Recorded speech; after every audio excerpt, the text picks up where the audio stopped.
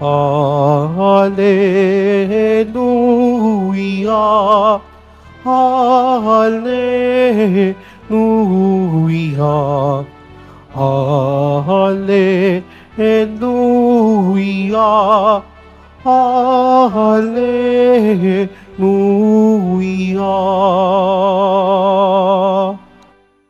The Lord be with you. And with your spirit. A proclamation from the Holy Gospel according to Matthew. Glory to you, O Lord. Jesus said to his apostles, "No disciple is above his teacher, no slave above his master. It is enough for the disciple that he become like his teacher, for the slave that he become like his master. If they have called the master of the house Beelzebul, how much more those of his household? Therefore, do not be afraid of them. Nothing is concealed that will not be revealed, nor secret that will not be known. What I say to you in the darkness, speak in the light. What you hear whispered, proclaim on the housetops. And do not be afraid of those who kill the body, but cannot kill the soul. Rather, be afraid of the one who can destroy both soul and body in Gehenna. Are you not 2 sparrows sold for a small coin? Yet not one of them falls to the ground without your Father's knowledge. Even all the hairs of your head are counted. So do not be afraid. You are worth more than many sparrows. Everyone who acknowledges me before others, I will acknowledge before my heavenly Father. But whoever denies me before others, I will deny before my heavenly Father."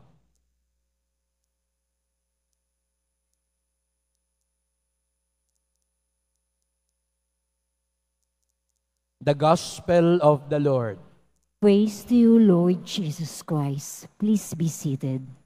Good morning, dear sisters and brothers, and welcome to the Minor Basilica and National Shrine of Jesus Nazareno. Sa mga bagong dumarating, nagtataka siguro kayo bakit biglang nagka-English na misa sa Quiapo. Ba't nag-ibang level na ang Quiapo? Bakit may English na ngayon?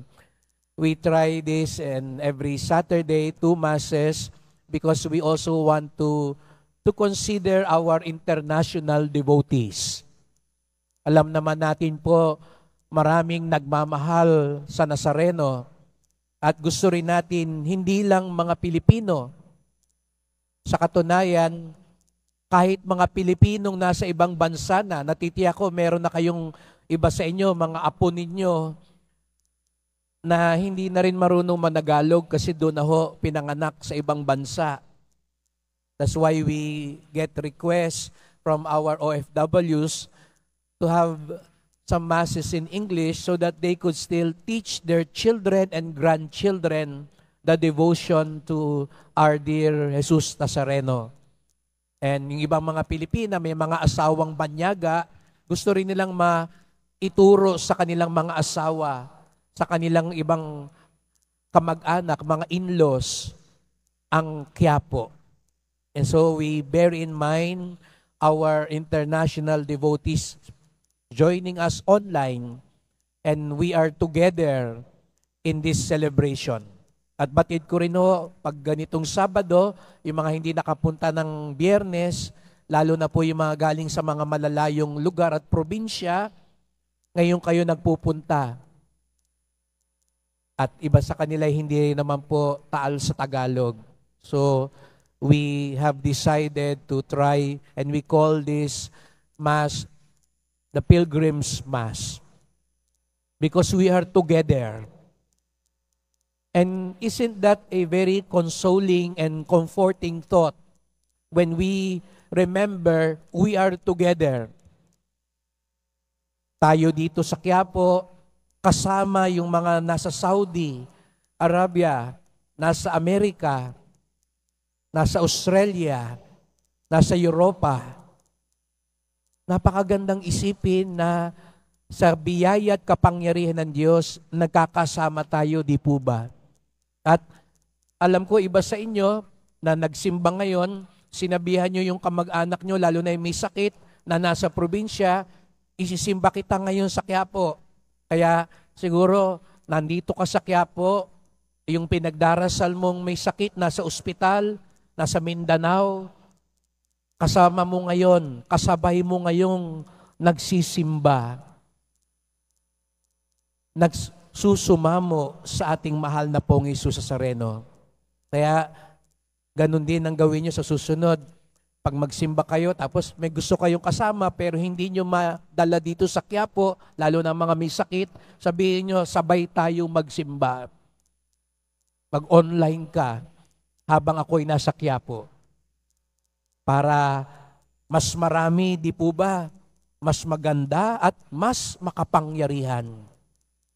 And, you know, sisters and brothers, hindi lang yung mga pinagdarasal natin ngayon, yung nasa ibang bansa ang kasabay natin tuwing misa.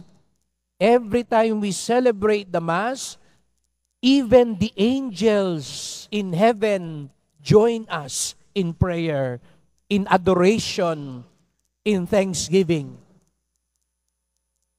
That's why in the first reading, we heard the prophet Isaiah.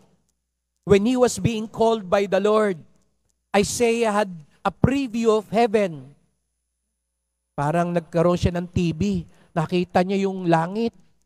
At alam niyo, nakita ni Isaias, nakita niya sa langit ang mga anghel, ang mga seraphim, nagpupuri sa Diyos. At ano yung kinakanta, sinisigaw ng mga anghel?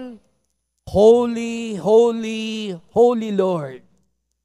Santo, santo, santo.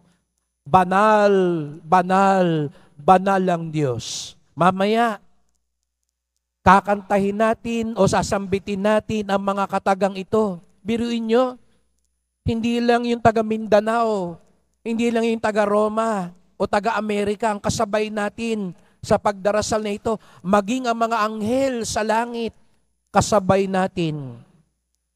Kaya pag hindi kayo nagsasalita, no, hindi kayo kumakanta, baka kalabitin kayo ng mga anghel. Sabihin ng mga anghel, kami nga dito sa langit Nasa langit na kami, kumakanta pa kami, nagdadasal pa kami, kayo pa dyan. Baka hindi tayo magkita.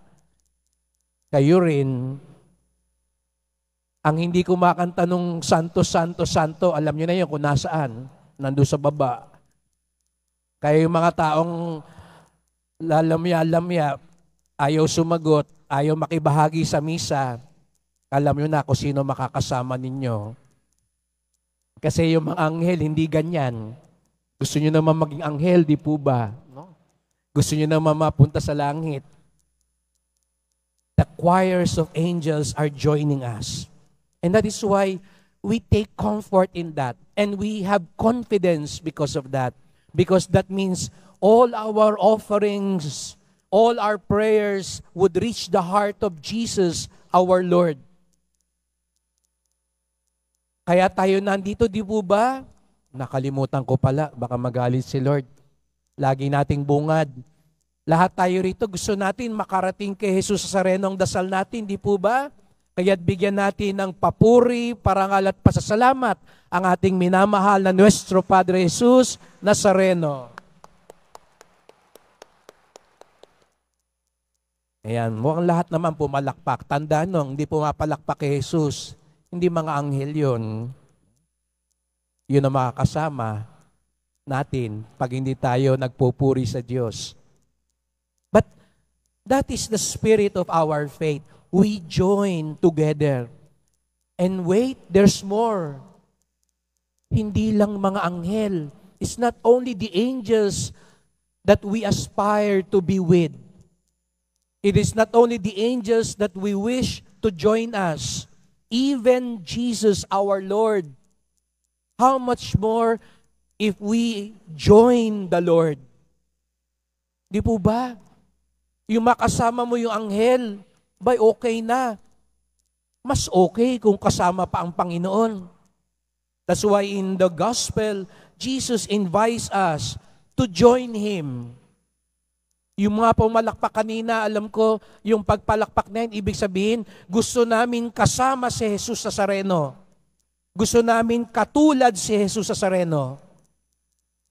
But Jesus also tells us, if you want to join me, you must also join my cross. That's perhaps to those who are here right now praying, those here right now with a heavy heart and telling the Lord, Lord, ang bigat na ng buhay ko. Lord, ang daming pasakit ko sa buhay. Lord, ang dami ko ng problema. Lord, ang daming nangaapi sa akin. Ang daming nangiintriga sa akin. Ang daming pinagtutulungan ako. Alam niyo po ang sasagot sa atin ni Jesus Nazareno? 2 salita lang. Me too. Ako din. Di ba mas nakakaginawa yun? Kasama pala natin siya. Siya rin naman nagdurusa. Baka sabihin niya, nagre-reklamo tayo, bakit ako may dusa? Tandaan niyo, sabihin sa inyo ng Nazareno, ako din. Gusto mo wala ka? Ako meron. Hindi na natin siya katulad. Hindi na natin siya kasama. That's why in the gospel, Jesus 3 times in this very short gospel tells us, do not be afraid. Do not be afraid. Do not be afraid. Parang santo. 3 beses din. Kung 3 beses sinasabi natin, holy, holy, holy, ngayong araw na ito, sabi ng Poong Nazareno, huwag kang matakot, huwag kang matakot, huwag kang matakot. Do not be afraid. Sabihin mo nga sa katabi mo, do not be afraid. Mukha ba nakakatakot yung katabi mo? Hindi naman, no? Do not be afraid. Because when we are given the cross, just like what happened to Jesus, 2 things happen. Because the cross sometimes is given to us, the Lord sometimes allows the cross to purify and fortify us. Purify and fortify. Kaya pag may krus tayo sa buhay, tayo'y nililinis at pinalalakas. Tandaan po natin yan. Hindi ho tayo basta para lang pahirapan. It is meant to purify and fortify us. Jesus did not hesitate to carry the cross because He knows the cross will bring Him closer to the will of the Father, will bring us closer to the will and salvation of God. That's why even Isaiah, in the first reading, when he said, I'm of unclean lips, I'm not worthy. The angel, the seraphim, yung mga kumakanta ng santo-santo, nilagyan siya ng uling, baga sa bibig. Masakit yun. Huwag niyong gagawin yun, mga bata. But it was a symbolic act of purifying and fortifying him. That's why after this, Isaiah would boldly proclaim the good news, would boldly speak of the message of God. Pero dumaan muna siya sa baga, sa apoy, sa krus.